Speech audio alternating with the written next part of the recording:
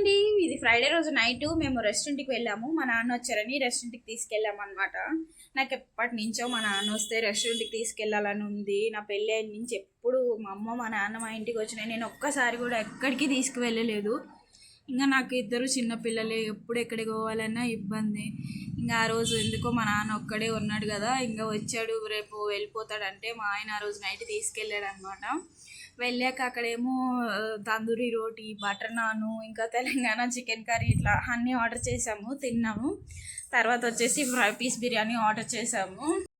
మా నాన్న ఏమో ఎందుకు తీసుకొచ్చారు ఇక్కడికి, ఎందుకు డబ్బులు వేస్ట్, ఇంటి దగ్గరే చికెన్ తెచ్చుకొని వండుకుంటే బాగుండేది కదా, అనవసరంగా డబ్బులు వేస్ట్ చేస్తావు అని అంటుంటున్నాను. నాకేమో తీసుకెళ్ళాలని కోరికండి. వాళ్ళకి ఎవరు ఉన్నారు చెప్పండి, ఎవరు తీసుకెళ్తారు ఇలాగా అంటే వాళ్ళకి ఇష్టం ఉండదు, బహుశా తెలియదు కూడా. ఎందుకంటే పల్లెటూరులో ఇలాంటివి ఏమి ఉండవు కదా.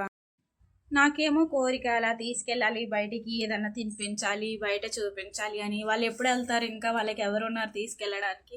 మా తమ్ముడు ఉండుంటే తీసుకెళ్ళేవాడు, ఇంకా వాళ్ళు లేడు కదా. మా అమ్మ మా నాన్నకి ఏదైనా నేనే కదండి. అందుకే ఇంకెక్కడికి వెళ్ళాలన్నా కూడా నాకు కూడా అడగడానికి కొంచెం భయం అనిపిస్తుంది మా ఆయనని.